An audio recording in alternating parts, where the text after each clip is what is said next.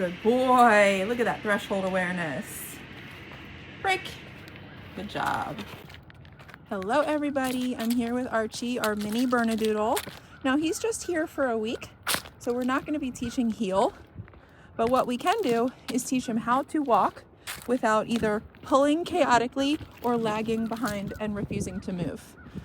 So what I do is I put him on a slip lead, just a basic slip lead, and I start walking. I'll give him like an informal let's go, and then anytime this line gets tight, so anytime he allows it to tighten around his neck, whether that's from pulling ahead or refusing to move in the back, I just give this a click and then we change directions. So after a couple reps of that, he says, it's not worth it for me to let the line get tight. Maybe I should follow this person. And that's when you start to see him yielding. Now that was a click of the tone, which always gets him to move. So puppies, a lot of the time, will try to lay down and refuse to walk, or they're pulling ahead. There's never a nice middle ground. So I use tone for stopping on a walk, and I use stim if they're going ahead, and then I'll just change directions.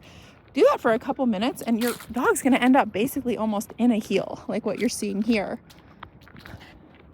So at least I don't have him pulling me around everywhere, and I don't have him doing the classic puppy lay down and refuse to move on the walk. He's doing really well. Good boy. Go this way. See how he's moving with me without allowing that line to get tight?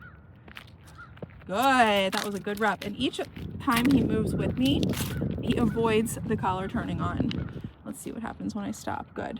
Good boy. Let's see if I can get a DOW down rep in. Down. Good boy. That actually isn't bad. It's the first time I've ever asked him outside. Good. Doing great. I can even move around in front of him. This is the start of creating that reliability with the commands.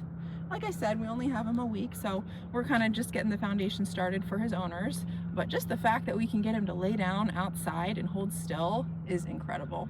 Break. All right, so after we come in from our walk, I would recommend either two things. I would recommend either kenneling him or putting him on the place command, all things we can do now thanks to his training. We don't want to just leave him freely roaming the house. That's where you're going to start to see that counter surfing, stealing food, and any other unwanted behaviors.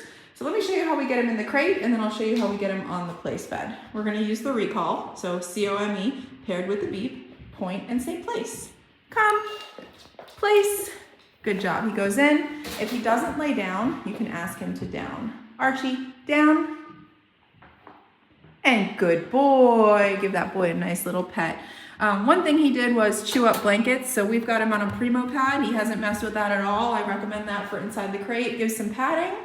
All right, so you're gonna wanna put him in the crate when the house is busy. You can't keep an eye on him. You're showering, you're cooking, you're cleaning. Life is busy. The other option is put him on place. This is when you can kind of keep an eye on him a little bit more, because somebody's gonna have to hold him accountable for staying on the bed, because you're not gonna have that crate door to close.